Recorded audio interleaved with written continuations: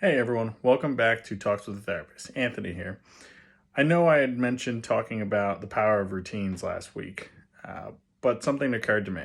I really wanted to cover self check ins. More importantly, the importance of self check ins and knowing what's going on for us and when.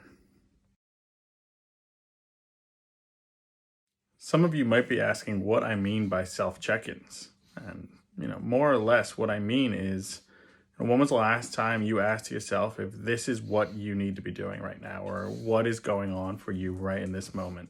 Is this what I need or really want right now, especially through this quarantine? The true value of self reflection, I believe, is immeasurable. The last time I asked myself, um, how am I operating? Who am I? What am I working on? When was the last time you assessed your goals? I know for me, I recently reflected on my 1 year, 3 year, 5 year plan and learned so much about myself. Taking a moment to think about these things, what you're working towards. Are your actions related to your goals, or are they more for self-care? What we covered last week.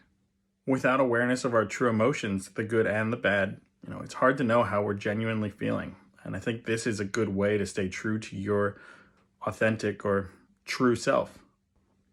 Identifying anxiety, knowing when you're happy, knowing what makes you sad, knowing what makes you feel frustrated, knowing what takes you out of your element and makes you feel dizzy, nauseous, confused.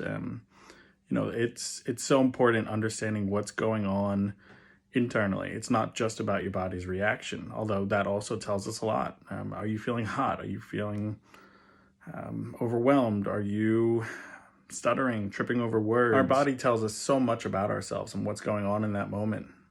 I think the next time you start to feel overwhelmed, take a moment, breathe, try to figure out what's going on.